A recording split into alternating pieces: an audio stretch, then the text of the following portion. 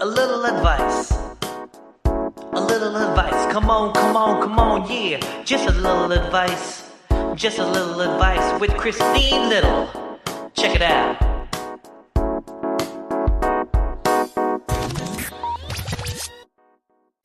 Hello, and welcome to another episode of the Little Advice Podcast. This is a podcast where I, comedian Christine Little, gives a little advice to one of my guests.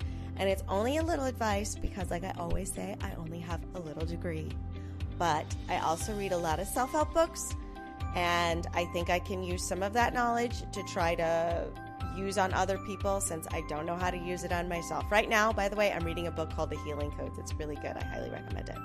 Anyway, this is episode number 15 with a very funny comedian and performer and friend, Anyi Malik. He has been on Hulu, featured in Buzzfeed, Fox. He's been on every commercial you've ever seen, and he has a new album that just dropped called Drowned in Laughs. We talk about irritability. I know that I've gotten on his nerves many a times, and I'm pretty proud of it. And we also address the age-old question of introvert or sociopath. Maybe it's not an age-old question, but it's one that I'm curious about myself. So anyway, podcast related. If you want to talk more about this episode or any episode, or if you just want to talk in general, I totally get it. Head on over to Facebook and join the Little Advice podcast group. And I also have a Little Advice podcast page. If you want to go ahead and like that, shoot me a message.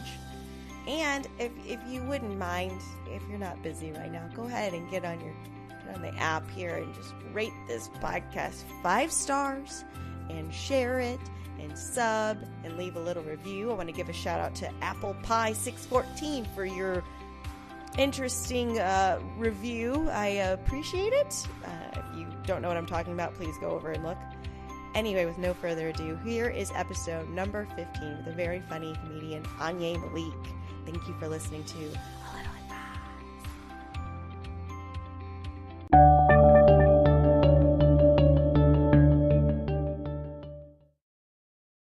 Hi, I'm sitting here with Anyi Malik. Hi, Anyi. What's up, Christine? We have one microphone that we're sharing, so we're going to hover around it like it's a fire and it's cold outside. 2 comics, 1 mic. I get the reference because of the 2 girls, 1 cup. I didn't watch it. I didn't either. It sounds disgusting. I just knew, there was like eating shit or something. Oh my God. Out of a cup. Oh, God. That's from what I gathered. That's what I gathered, too, and I'd like to ungather it and just spread it somewhere else, because that's disgusting. Is that like unpacking? Ungathering? I'd like to ungather this. Instead of unpacking I want to ungather some of my trauma. To ungather. The Ungathering. A new horror movie. Isn't there a horror movie called The Gathering? There is. That sounds scary if things are gathered around you. Yeah, what are you doing? I'm stretching. I've got a nice, comfortable. This is a nice chair, and I've got my elbows, the insides of my elbows hooked onto the back of the chair. It looks like you have no arms right now. Yeah, I could see from your vantage point that it would like optically, and it's good that we mention it like this so that people listening can kind of describe it like, okay, yeah, he's got his arms behind his back. And those people, if you've never seen Anyi, he's about 3,000 feet tall. That's an exaggeration. That's it's a little, yes, cartoonish. 3,000 feet. What is that? If you were 3,000 feet tall, everybody would know who you were. They would see you. I saw Anyi today in the clouds. Yeah, so we're sitting here. We're drinking LaCroix. They still haven't sponsored us yet. It's a good flavor, orange. Orange, I wanted to try orange. In my mind, it was going to be like a real strong orange flavor. You know, like orange soda. Subtle. It's like almost a tangerine. It's very subtle. Is it even orange? Who knows? That's the whole LaCroix thing. It's like, is there flavor in it? Is it flavor? Is it a placebo? They project it. You're projecting flavor. It's really just sparkling water, and your mind did a psychological thing based on the color of the can. Right. So anyway, how are you doing today? Today is chill. So what's your problem?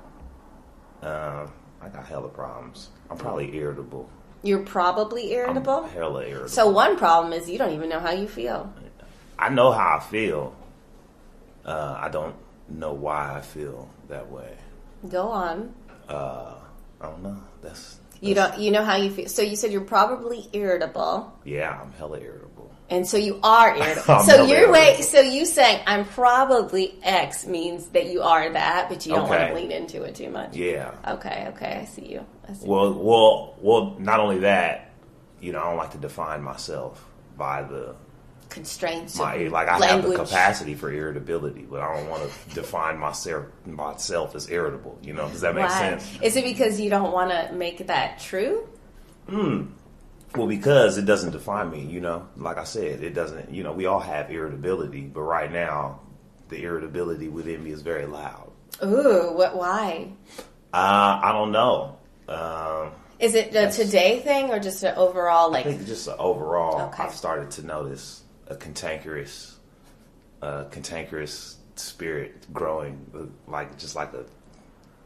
shut the fuck up, or this is some bullshit, or I wish a motherfucker would, or all that. It reminds me of one of your sketches, actually, of the guy talking to himself. Look up Anyi's sketches on Instagram. Go on Instagram. Yeah, and also look up my album, Drowned in Laughs. Okay. Well, this is one of the reasons why I'm here, not to just ungather some. Oh, now I see what it is. Okay. Don't feel used. I want to promote some stuff. I know. We're going to get to that. Right. It's just like the first 5 minutes, though. We got to. Well, I usually forget sometimes. And then I'm mad at myself. And then I'm like, see, stupid. See that? So is that part of the irritability? Calling yourself stupid? I don't know. I'm not sure. How does the irritability manifest in your life? Like, how do you know you're being irritable? In my mind, it's like loud thoughts, like this is some bullshit, or And a lot of it too is I feel like I can't react to the irritability that I have because it might be perceived a certain way that might put me at risk in public settings. Okay. So if I'm like, if I am hella irritable, I gotta find a subtle or a smooth way to call it out, whatever it is that's causing me to be irritable. Can you give me an example? Like say somebody's standing too close to me in line. What I mean? And it's like, you don't need to be that close to me. And I don't need to be this mad about you being this close to me, but it's like you're very close to me. And so then after a while, so it's like I got to figure, and it takes me a second to figure out where I could just be like, hey, would you mind giving me a little bit of space? But, and even when I say it, I'm like, I'm saying it like, hey, fam, you want to give me some space? And you're trying to be cool about it, but inside you're like, what are you on me? That reminds me of this bit you have about the charger. You got to fake being nice when you're asking for the fake humility of can I please maybe just hollow see? Humble. Yeah. Right. Yeah. Or somebody asking you about somebody, that, you don't like this person, but you don't want to talk about why you don't like this person. So you just, they're a good dude. You just good dude, and you just kind of just keep it real surface. Yeah. But it's like beneath all that, you was like, I wish I could tell you this motherfucker right here, man. Ugh. You know what? Let me just good dude, because it's not even about the person. It's just about me having nothing, nicest things to say. That's hard. That's hard to deal with. Otherwise, you're gonna be, spilling all this shit, or and then you might as well call that motherfucker, Yeah. And then I'll be wanting to call. I'm so like would a pull you up ever? Kind of guy. Do you ever? I'm a pull up kind of. Would you ever? Let me think how to phrase this. Do you think if you said it to the actual person, it would make you want to say it less to other people? Say what? Say there's someone, I ask you about a guy named Tom, and you don't like Tom. And instead of being like, man, I can't stand Tom, you're like, yeah, he's cool, but inside you're like, I hate him. Which I get for this business, you gotta, Well, see, it's not even like that. It's just like I said, it's real surface, stale. Like I said, good dude is doesn't mean anything. It's just a space. He exists. Oh, he's a good dude. It's But if you had a problem with him, and instead of just being like he's a good dude, if you talk to him about the problem you had with him, do you think it would maybe relinquish any of the? Nah, and sometimes sometimes you have problems with people, and it's just like it is what it is. You know, it's really, and sometimes it's not nothing they can do about it, or it's it's nothing they can resolve, or like to bring it to them.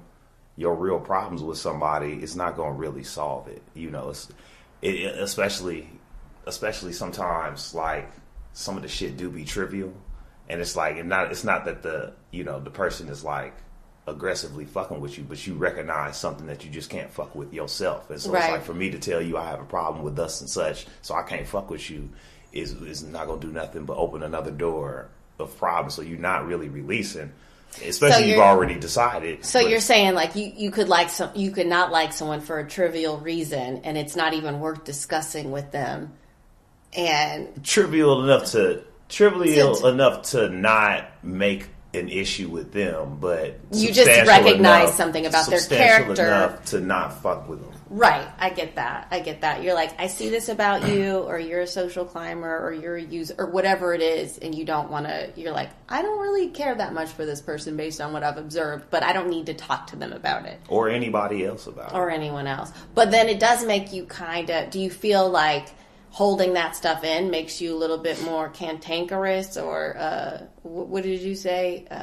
What was the first word you said? Irritable. Irritable, yeah. You got IBS. Irritable brother syndrome. Irritable brother. Yeah, man. That's possibly, a lot of it could be just stemming from some of that irritability, you know.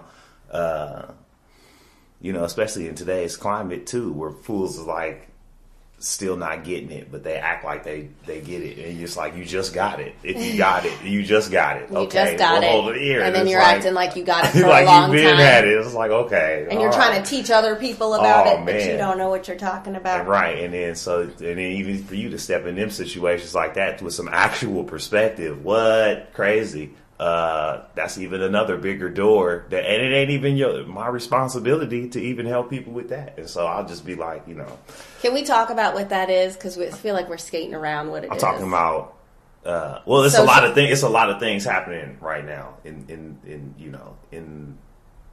that kind of just was segued to just people being woke or hip to oppression and struggle, right? And shit the social justice movement. All that shit. Everybody is like all outraged and all this shit, and it's like, oh, you mad at something? You been mad? Well, haha. We been mad. What you just saw has been happening. You know what I'm saying? What you're seeing is nothing new. So it's like this frustration of like, hey, we've been saying this for a really long time, and all of a sudden when you see it, it's all of a sudden validated. Right. It's kind of gaslighty in a way. Oh man, yes, it's very much that. I just feel like you're crazy. Or like you invisible, or like you haven't been exactly, like you haven't been of value at all, or like potent, or nothing that you've said up until this point has had any weight, and it still doesn't. That's maddening. That's aggravating. That is really aggravating. On top of everything else, like interpersonal shit. Yeah. On top of the day-to-day mundane activities and the normal... Motherfucker standing too close. Normal occurrences. Then you got this whole overall thing. You can't get away from it. And you're like, okay. And the shit. Right. And then, That's what I say. It's like when someone says a joke. Did you see that? Do you watch Key and Peele? There's this old episode of where this dude says a joke, and then his friend repeats it, and then his friend gets all the credit for the joke, even though he's the original one that said it, and it just goes crazier and crazier, and everyone's laughing. I kind of feel like that's what it is. It's like black people have been saying this for a really long time, and then they overhear someone else, they say it, and then it's like validated, right. And it's just, it's frustrating. Right. So, and then, kicking in a bunch of comedians. All the shit is a bunch of comedians most of the time. Most of the people that we hang out with are comedians, and we around them, and they mostly white. And so then a lot of times the conversation, if I had $1 for every time somebody reminded me I was black somehow, you know what I'm saying? Was like, even was like, you're black, or like it's like, fuck. It's like... Am I a person, too? It's like, it's like, I know this. You know what I mean? Already, but man, it's so much. It's so much that people just missing, and we be all in the midst of it, trying to do our thing that has nothing to do with these people, but we like thrown in the mix with hella people, you know. And so, yeah, man, like the day to day shit on top of you know, the overall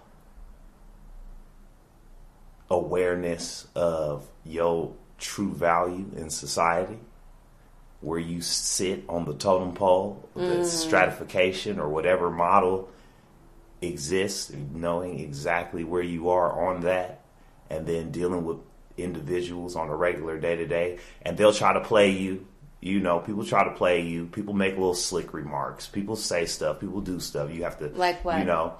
You know, they might, the reminders of your blackness might not be like in a casual conversation. It might just, be somebody they change their whole little cadence to say, "Hey, brother," or some shit like that, or it's a bunch of little examples, right, of people trying to play you, or they might just treat you different than somebody they treated right in front of you, on some basic shit.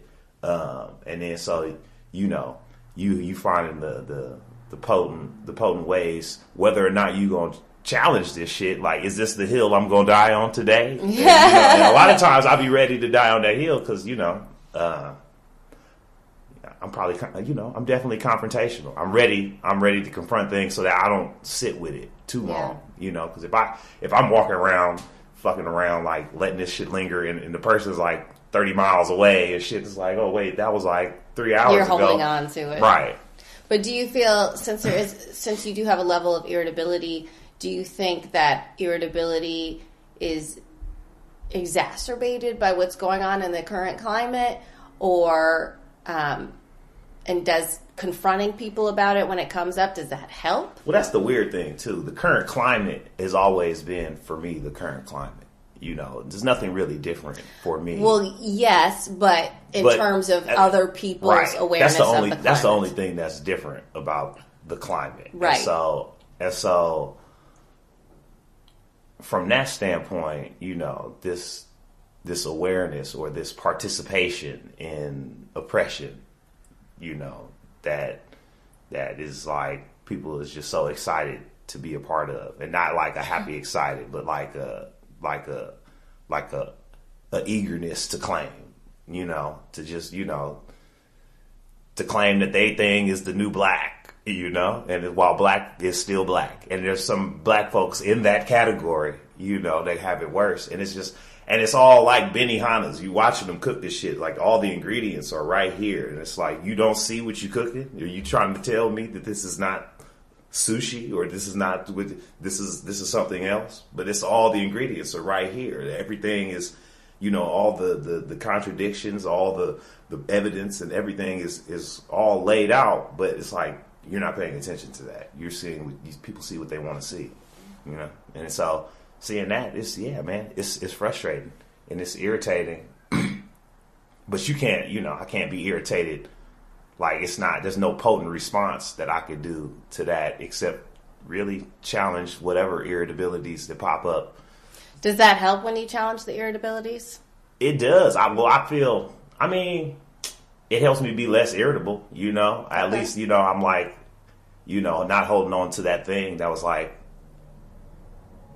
burning in me, like really loud, that loud shit. Like, if I say, yeah, hey man, you want to give me a couple feet, at least I can see where they're at, in my mind. It's like, I let go of some of that, which is something that's not easy. You knew that's not easy to confront people on stuff like that. It's because it's so awkward. So, but at least when you do say something that you did what you could do, and you're not betraying your boundaries. I almost have to put an asshole hat on, because it's not That's what I want to do. That's a good way to look like at it. You put on one hat, you're like, I'm just standing in line hat, and then the other hat's like the asshole hat. This is the guy with boundaries. Please get off of my shoulder. You're breathing very loud on me. Yeah, it's not. It is a chore. It's not nothing that I really look forward to doing. But as I've had to do it more and more, I think my eagerness to do it is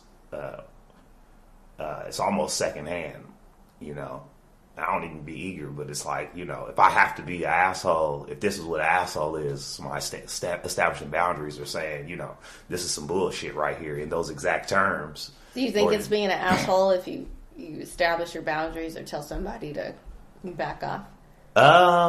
I think people can perceive you as an asshole, you know, and I think being at peace with that is, you have to kind of being at peace with whatever people think of you, because you can't control what other people think of you. Yeah, and if it makes me an asshole, I can be at peace with that judgment. Yeah, but at least you're maybe getting some space. Yeah.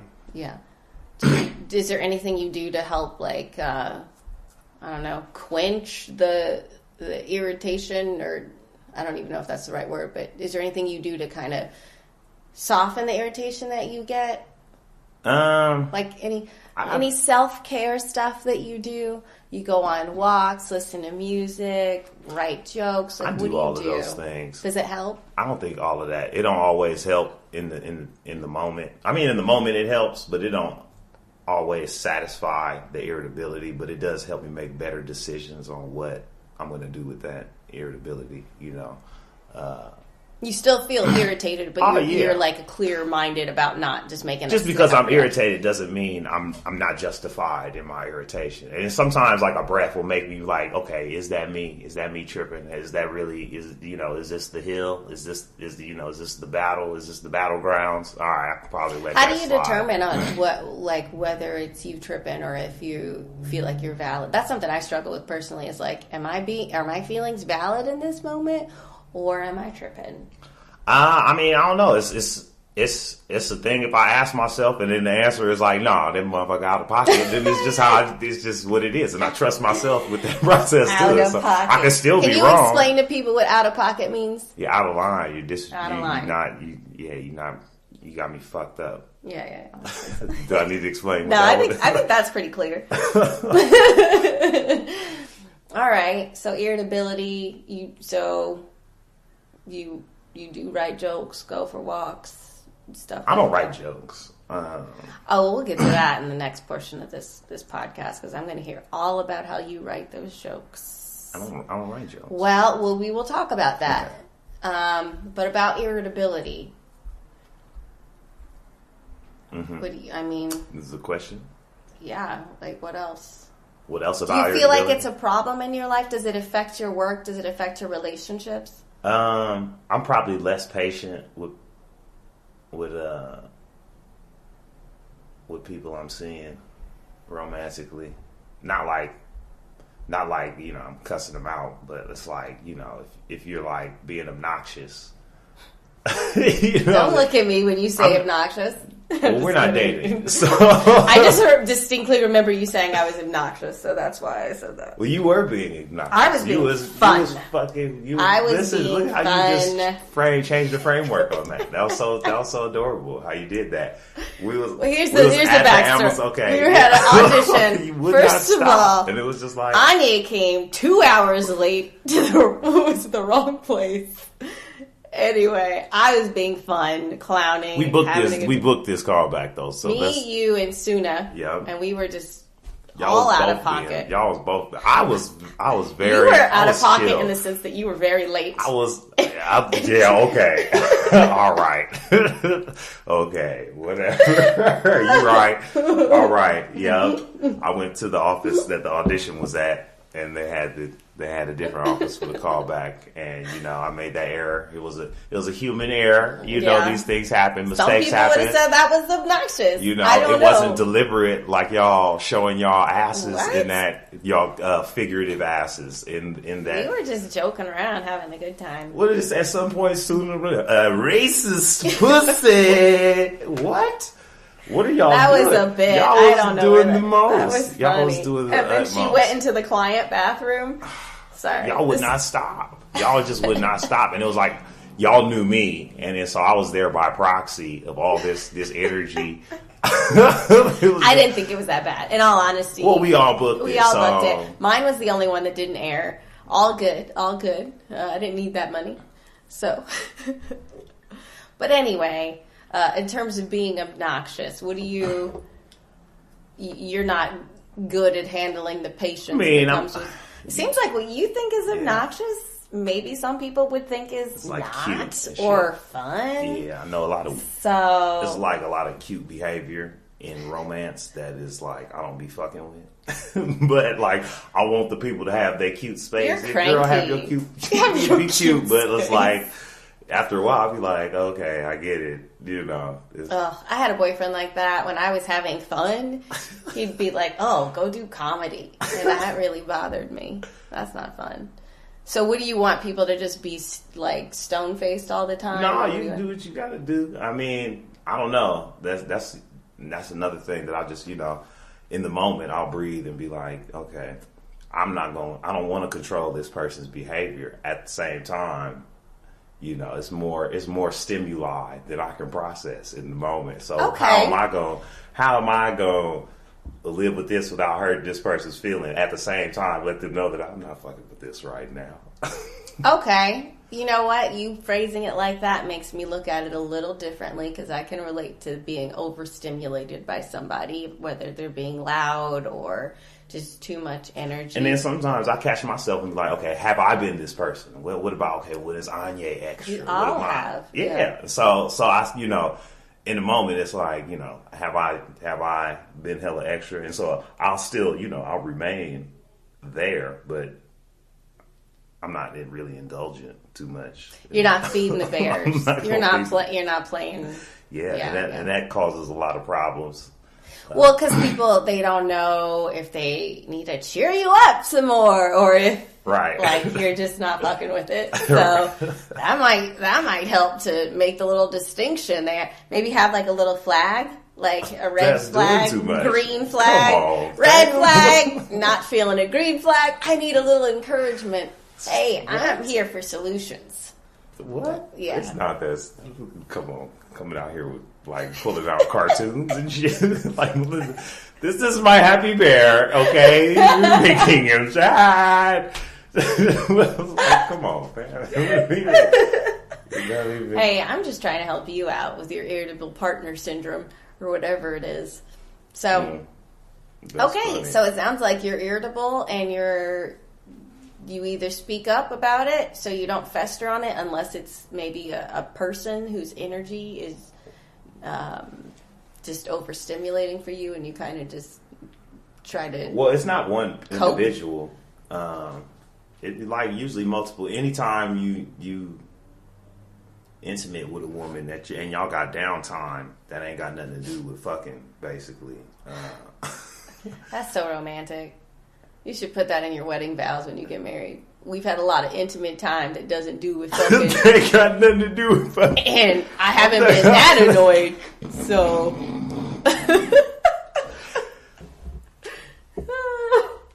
But anyway, you were saying. But I mean, yeah. Sure. Oh yeah. Pretty much. That time is like. That's when a lot of that I'll be really just trying to chill, be really even keel. I don't try. I am like a. Are you an introverted person? Would you say? I don't know.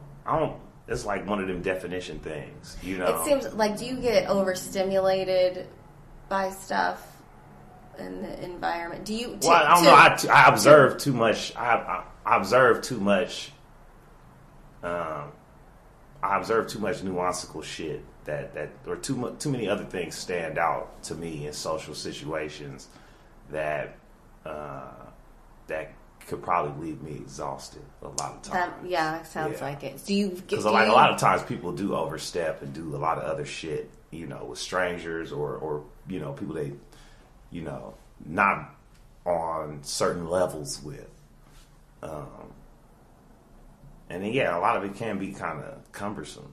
You talk like a politician sometimes, you know that? Like an Oakland politician. Just kind of sidestepping. Yeah, I can neither confirm nor deny, you feel me? Just sidestep. Just not really saying what it is, but you gather it. A lot of it, I don't know what it is. Do you think that you get your energy, you get recharged from being by yourself? And, taking your solo time? Probably. Yeah. So that might be some little introverted stuff there. So that kind of gives you a little hack in a sense of to quell the irritability. It might mean for you to take some time alone and really take that time, especially if your irritability is high. And it makes more sense too, because if one thing you're irritable about is someone invading your space, I mean, it's like an energy field, you know?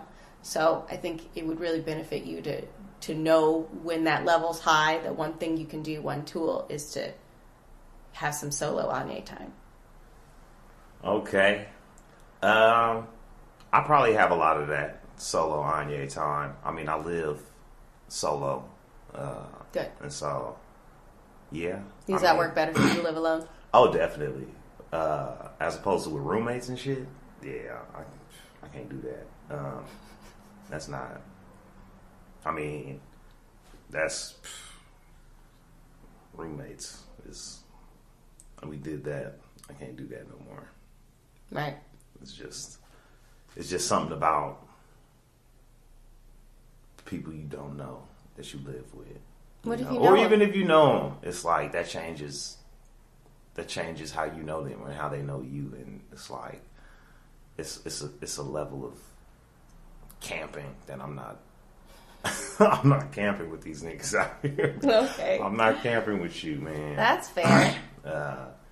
Unless it was like a relationship, but even that Now, is so like... your ideal relationship, do you think, or let me ask you, because I'm doing this thing that my mom does when she has an opinion on something. Instead of saying, this is what I think, she goes, do you think this? And I'm like, can't you just say this is what you think? And I get I don't like when questions really are phrased mad. like that. So let me try to rephrase it in a way that's not They do that on the misleading. Breakfast Club too. They'd be like, "People, what do you have to say when people say this? What do you think about that?" It's like, bruh.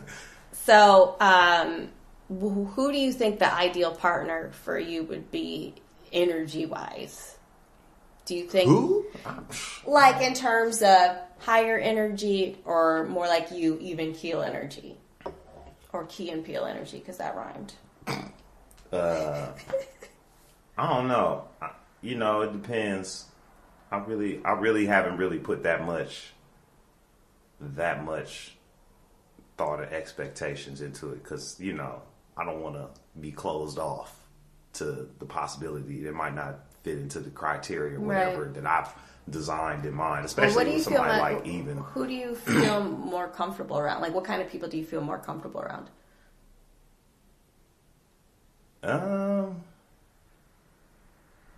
If you could think of anyone in your life, whether it be a family member, friend, whatever.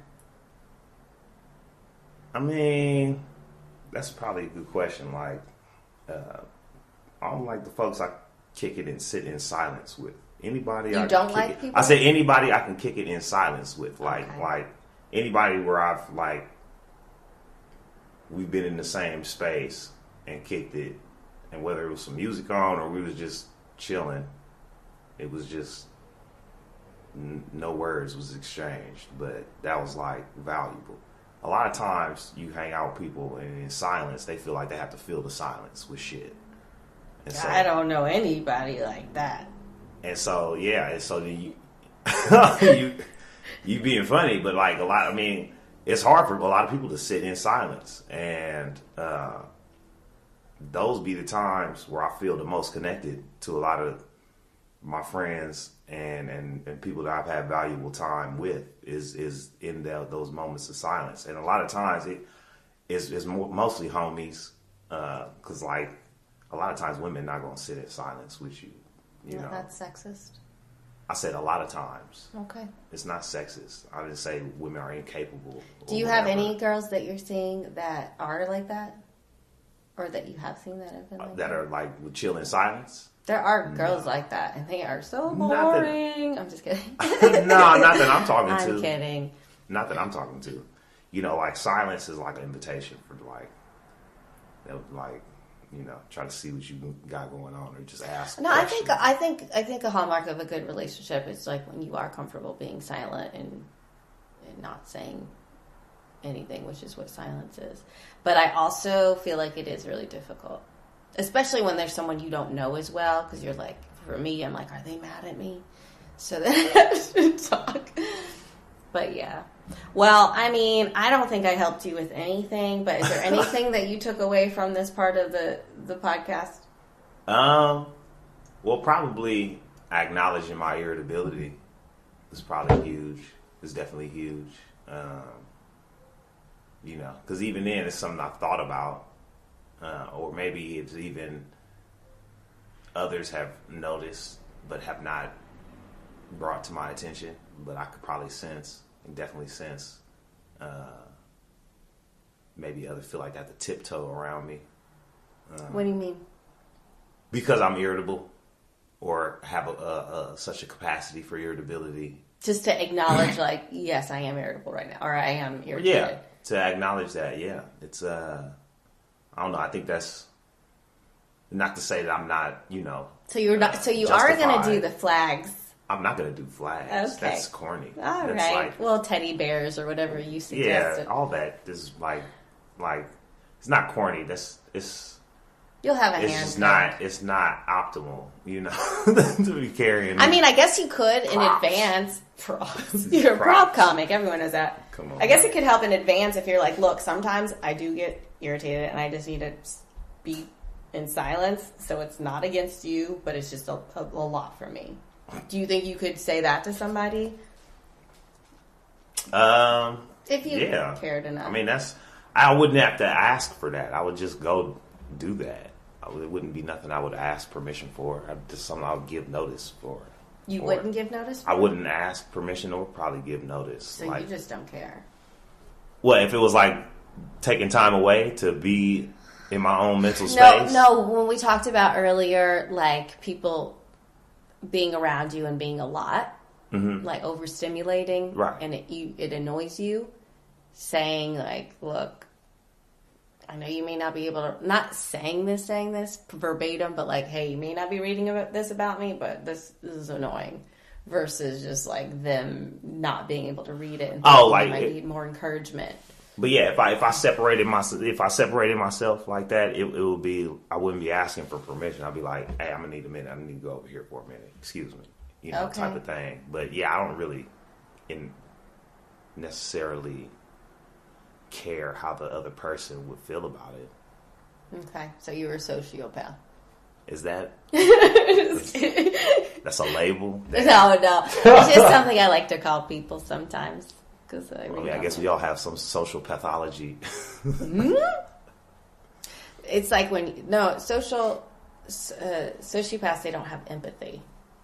You have empathy, right? I mean, I have empathy. But I bury it deep inside. It's not buried deep. It's like you can have a thing, but it's like it doesn't. You know, I see how that could. I could relate to stuff. So I know what I'm going to label this. Huh? I said I know what I'm going to label this episode. What are you going to label this episode? Christine talks with comedian sociopath Anyi Malik about. Will I be able to appear on other talk shows? Is that underneath my thing? Don't be like a talking head. Comedic sociopath. Sociopath activist. Oh my God. All right. Well, that's going to be it for this portion of this. When we come back, I'm going to talk to Anyi about his non-writing process in the comedy world, and hopefully he doesn't get too irritated by that. When we come back with a little advice. Are we going to have more LaCroix? Yeah. A little advice. Anything else? A little advice. Hi, guys. Thanks again for listening to the A Little Advice podcast. If you're having a good time, please remember to rate, subscribe, share, and leave a little review. And I'm sorry I keep making puns on my last name. But anyway, it'll help people find the podcast, and maybe it'll help them in some way. If you'd like to see me do comedy in person, well, guess what? You're in luck. At the end of the month, starting November 29th, I'm going to be at Crackers in Indianapolis again. So come by and say hi. Thank you guys so much for listening to A Little Advice.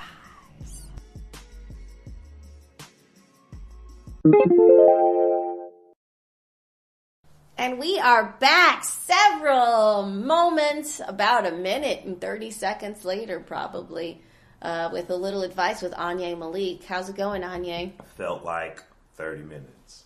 Okay, no, I'm not sure how to take that, but okay.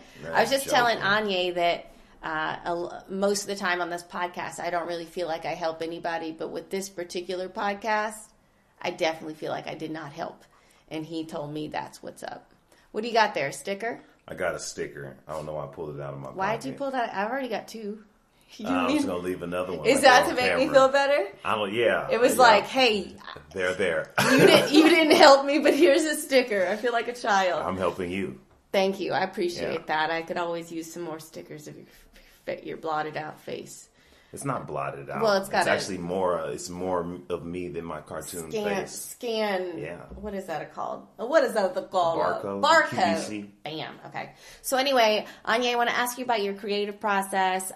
We briefly touched on this earlier. I wanted to ask you about how you write your jokes, but you said you don't write jokes. Tell me more about how you come up with the jokes that you do on stage. I don't write them as far as transcribing. Sitting down and be like, I'm gonna bang out some jokes. That's not a process that it's too forced for me to get behind. And what I do manufacture in those situations is a lot of times some of the corniest bullshit. Now you know where my jokes come from. To just push it on out. Like where I get my humor from is like capturing moments where I say some shit that's hella funny, where I'm making myself or people around me laugh, and I'm like, I should say that on stage. So did you, last night I did your show, and you talked about a Halloween experience that you just had. Was that your first time talking about that? It was not. Okay. And so the other way I write is if I have like an idea or a skeleton of a thing or like a story that happened, I'll just bring it up at an open mic and just kind of just ramble about it, and just keep it very real, very honest, and just, very open-minded and lighthearted and sort of hilarious, kind of, say the shit that's making me laugh, that made me want to bring it up in the first place, and allow myself to ramble a bit, and then listen back to that and find the biggest laugh. Or I'll probably a lot of times have already been able to feel the biggest laugh in that. And so... or even listen back to it and be like, oh, I should have said, or I forgot to say. So when you are in that, when you come up with a bit that you want to ramble about on stage to work out, do you always think it's like there's something here? Or is it like, sometimes I'm not sure what to talk about, so I'm going to talk about my couch. And then you're like, can I find anything about that? Do you ever challenge yourself with that? Or is there always a nugget of... There's something funny. There's always something. I wouldn't bring it up if it was just like a topic. I would just go loose on, you go talk about chrysanthemums, That's right. It's gotta be something I've noticed about chrysanthemums. It's like, it's a what bullshit. Is that? It's like a plant. Oh, okay. It's a plant. Okay. I didn't know if that was a person. Okay, so when you... Have you ever done a bit like that, a ramble session, and not found anything and just stayed in that? Because I'm asking this because to me, it's so, I still struggle with going on stage and free falling with a concept and not having a joke written, because I don't like not getting laughs for X amount of time. Not saying that you don't, but... Well, see, that's what an open mic is for anyways. You got to hear it out loud and pierce through to who's not listening, and so if you're able to achieve both of those, that's valuable. That's valuable time. And it doesn't have to be perfect, but that's how you put the legs beneath it. So then when there's other people that aren't at an open mic setting or at a show, you'll have memory of what to say. You'll have experience saying what you said. You've fleshed this idea. You've said this before. You know what parts pierce through to people's attention. Okay, these people are already paying attention, and so you're going to pierce through them on another level. And then you've said it before, and so it's not anything new for you to say. And you saying it natural. It's come to you natural. It's not nothing you sat down and wrote like a script. It's something you felt, and it's like it's like. I feel like comedians are like always that older family member who always tells the same story, always says the same shit. Like it's the first time they said, it's like, you always say this shit every time we get together. And it's like, once you have the muscle memory of saying that shit, it's like, a lot of times you won't even be prepared to say that shit, but that's just where you go into it. It's like you weren't expecting. You might have had this ramble and you worked it out at open mics, or you've said it a bunch of times, and then you put it on the shelf, and then you're out at some bar somewhere or some show somewhere, somebody heckles or gives some sort of feedback, and it reminds you of this thing, and you're able to just go for a quick second into that thing that you've done in front of nobody real quick, and then get back into your shit, and it's like it helps, you know. Do you think doing that method of I'm gonna call it ramble joking or whatever helps you to do it even more? I think so you know what I mean I'd rather by call that? it pontificating or something. Okay, well, expounding and ruminating. Expoundificating, you know, ruminating. It's something because to ramble, I think that kind of. Well, what I'm saying about that is, like, do you find that the more you use that technique, that the easier it is for you to find stuff? Is it easier for you to find things? Oh yeah. Versus someone who doesn't do that often, and yeah, it's easier for me to do that if I'm just walking around talking to myself. You do that? Know? Yeah, outdoor. Not talking to myself, but verbalizing ideas out loud. Yeah, that's talking to yourself. While I'm the only one there. You are such a politician. Yeah, I would call it talking to myself. I mean, no one else is there. I'm listening. Exercising my vocal cords, you know. Gotta get those just vocal reps in. Yeah. Okay. Aloud. Okay. All right. So have you always done this method, or did you try the sit and write down method before, and you were no. I tried to sit down. That shit early on in my career, I guess. Early on in comedy, I would try sitting down, writing stuff, looking at newspapers, reacting to topical shit. Oh my god, fuck that. So you found a method that works. It was more reacting, yeah. It was more, and it made most of my stuff come from a real place, like a place of feeling, more than,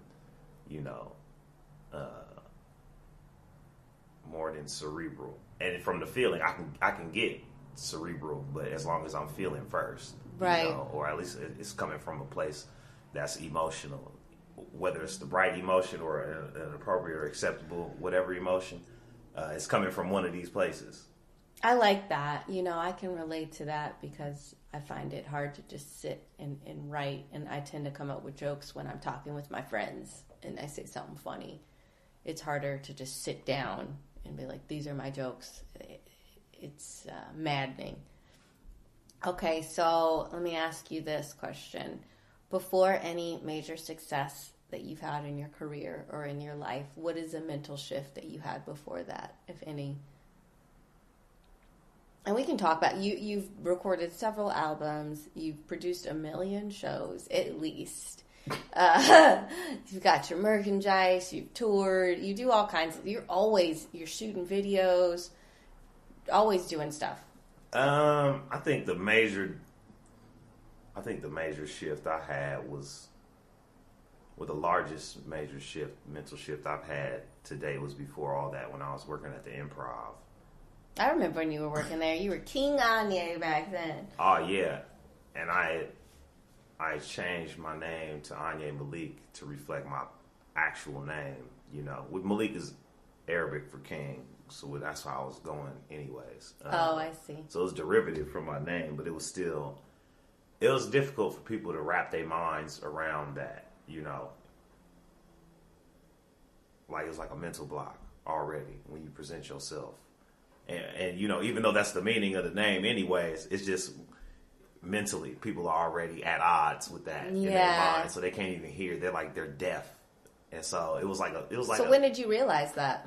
It wasn't that I realized it. It wasn't a realization. I mean, I knew it for a while, but I didn't care. But what made me want to make this adjustment though was to switch it up.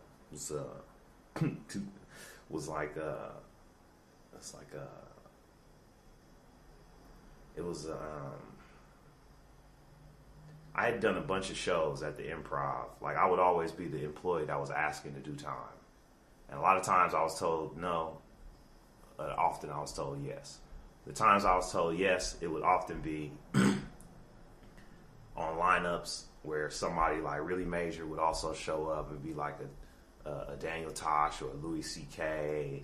or Chris Rocks, Dave Chappelle, all kind of people would slide through, and always I would get feedback that you were so hilarious, or in many cases it was like you were the funniest one, and I was not doing anything more than 5 to 6 minutes a lot of times, but that felt good to hear that, and it made me feel like I was doing something, but essentially at the end of the day I wasn't going anywhere but home. At the end of the day, I might find out somebody from WME or CA called the office and asked who was that guy, and they gave him my name, but I wouldn't hear from these people. I'm going right back home.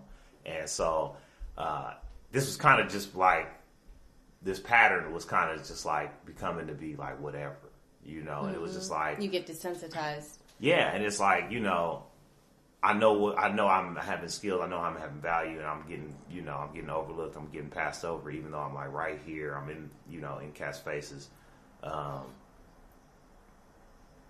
it's not that I'm it has nothing to do with my skills. It's like whatever other reason it is that I just can't put a finger on. But one day, right, one Sunday night was usually like a bringer show night at the Improv. Really? It used to be. And a lot of times it'll be like a graduation like the class show. Shows, yeah. Yeah, but they used to have like a straight up bringer promoters. This dude TK. He had his show. I used to do his bringer shows back in the day. And it was at the time, the way the schedule was, like I would be cut by the time the first show started, or I was on break or some weird shit. So I could have went up. So I asked if I can go up, and they said I had to go up like cold open, like not cold open, but like I had to bite the bullet. Right. There was only room for me to bite the bullet. Were you bringing up the host, or were you the first? No, I was the first person for 5 biting the bullet. Right. And so I bit the bullet, and it was great. But while I was on stage, Chris Tucker had came through. Right. Chris Tucker had came through, and of course he, bumped everybody. And, he did about 15, 20 minutes. Funny. He did about 15, 20 minutes after me. Probably like some of the most uninspired.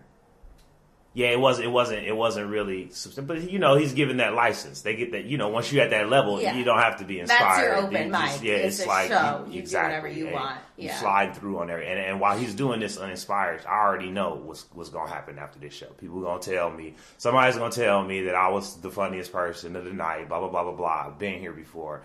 But in that moment, I was like, okay, I'm tired of that. What can I do with this? I should put out an album, or I should collect people email addresses and put out an album. So when I have an album, I'll be able to email them and tell them about the album, so I can at least make $10. And so it was from there I started really taking a mind for production, producing some of my works, and it was after collecting that email. Yeah, that show specifically? It was at that show specifically. I started collecting email. Is that addresses. when you changed your name too? No, I think I had changed it before then. For the mental joint, but mental joint. Yeah, to get over the mental. It's sort of a rebrand, not a rebrand, but like a new energy. I had been going by King Anyi so much, and I had done other things before I started doing comedy under the name King Anyi. Like I had produced like all kinds of content for NPR and like public radio outlets. I didn't know that. What were you doing? I was producing like commentaries and features. I was working with a nonprofit organization. I was freelancing for a couple, and so I was kind of active in the public media sector before I even started comedy. And so, and that was under the name King Anyi.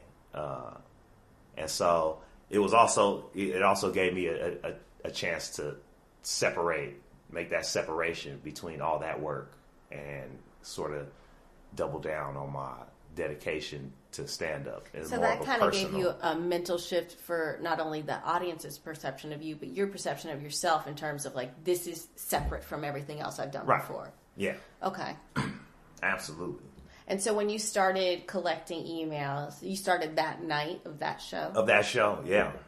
when you started doing that, did you have you had success in building up a fan base and like? Oh yeah, my email list is probably in the thousands now. But not like major thousands, but it's something that I've been able to collect. I've made hundreds, not thousands, probably maybe thousands.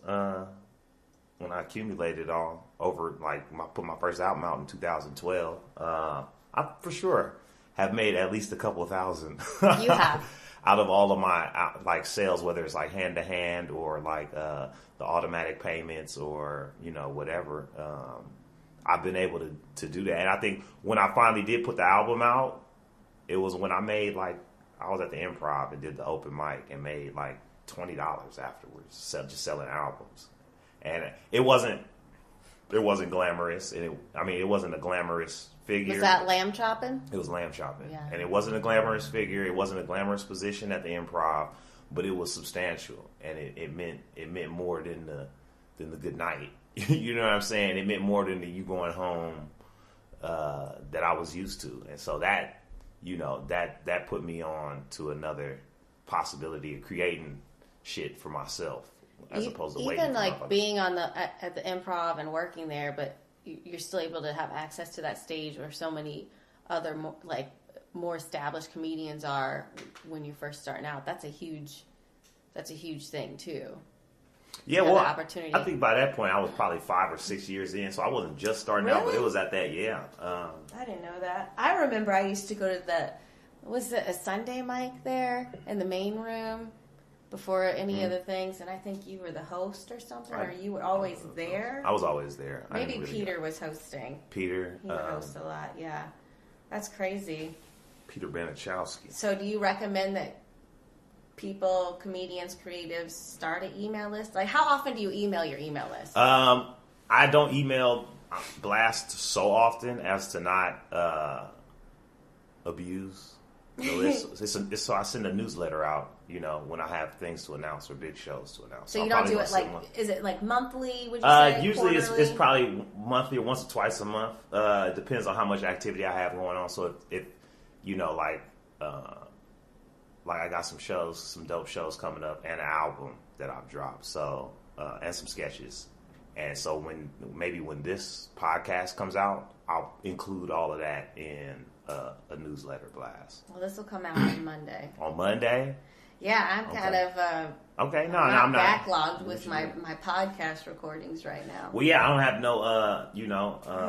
I may try to get on at the Improv on Monday on D-Ray's show, and then on Saturday I'm opening for Craig Robinson. Really? At Where? The Mint. Oh, nice. Band, what time are those shows? Monday. And it's not confirmed whether I'm going to be on that or not. It's usually at 10 o'clock, though. And then... Are you going to the store on Monday? I may or may not. I haven't decided whether I'm going to do that. Because I don't know. Monday is... I might be there already. So, I don't know. It's a possibility. I haven't thought that far ahead as far as the Comedy Store, open mic, or friends and family asking for that. But... I think 7 o'clock on the 17th is the Mint. Okay. Craig Robinson. I got to double check. It's either 7 or 9. Well, I'll they have got a website. We'll plug your Instagram on there. I'm sure you'll put that on there. Yeah. Well, I put everything on my website, so I just get What's everything your website? to go. AnyiMalik.com. ANYIMALIK.com. And where are you from? I'm from Oakland. Can you tell? Can't you tell his Oakland accent? It's so funny. Sounds like U40. Anyway. Thanks. I'm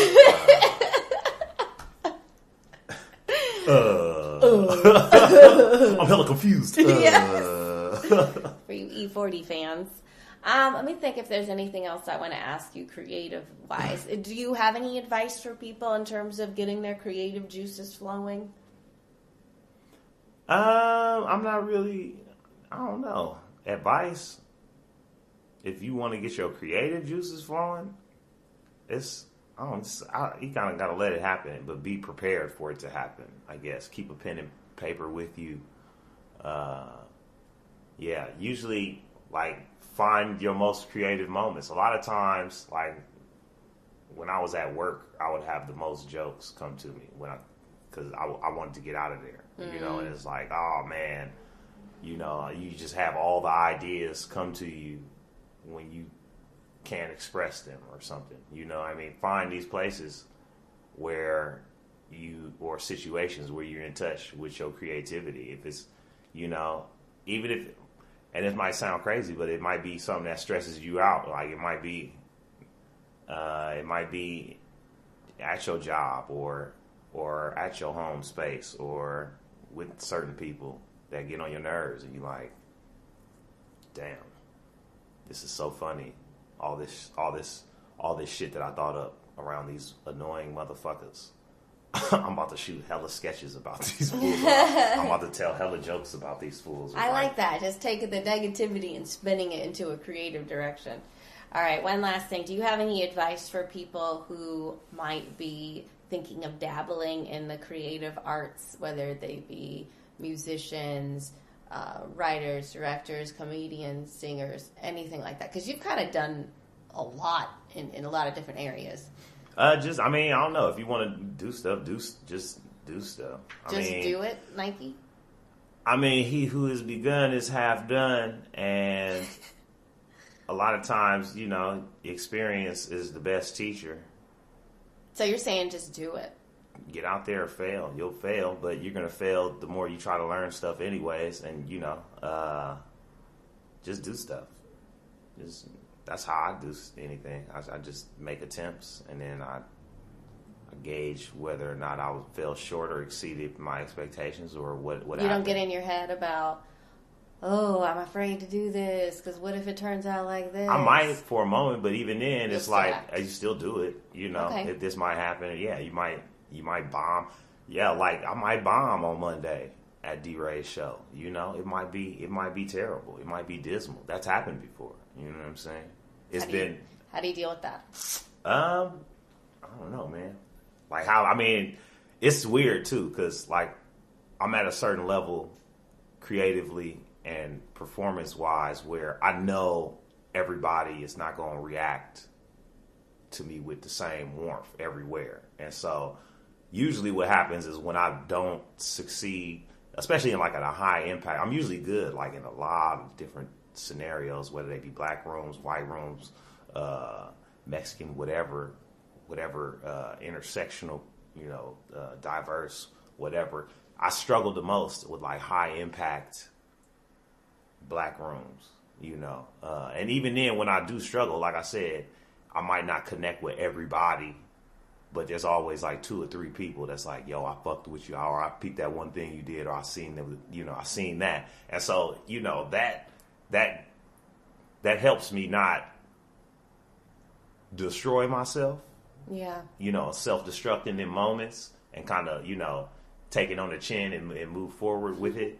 But at the same time, you know, there is no real preparation. I think the possibility of it becomes less terrifying. Because you've already lived through it. Right. It's happened. You're not dead. You Right. got through it. And you've had more opportunities to perform. Right. You know, another comedian told me, I can't even think of his name right now. I want to say Nate. I think he's originally from Seattle. Oh, yeah. He's so funny. Nate. Very Nate, funny. What's his brother's last name? Whatever. Yeah, It'll Nate come to Robinson. us. But Yeah. the point is, he's like, when you have those shows and you have those couple people that come up to you at the end of the shows and tell you how much they like you, even if the whole room wasn't messing with you, those are your people. Those are your fans. And so those are the people. That's right. So those are the people you get their emails and you build a relationship with them. And thinking of it like that made me feel better because I'm like, you know what? Those other people aren't my people, but these people are. And that's something I do really want to work on is collecting those emails because that's something I definitely have slipped on, like majorly. So. Yeah. I mean, trying to, and that's another thing too. Yeah, remembering to do your plugs, plug your shit. I be forgetting to plug my album so much. Well, we're wrapping up right now, so let's go ahead and plug all your stuff. Where can people find you? Whatever music streaming service you listen to, I have a comedy. All my comedy albums are there. All you gotta do, Spotify. Got a whole catalog on Spotify. Okay. Tidal, Apple Music, Pandora. All you gotta do is type Anyi Malik, ANYIMALIK. If you go to AnyiMalik.com, you can get the links for all of those services to catch my new album, Drowned in Laughs. You can also go to my Instagram. If you want to just go to @Anyi Malik, you can see some sketches, and then it's got the web link right there. So you can just push the link in bio and check out some sketches.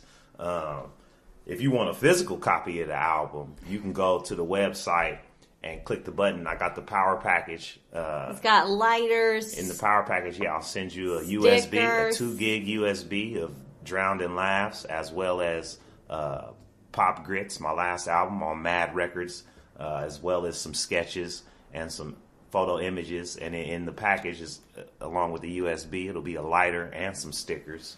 Why a lighter?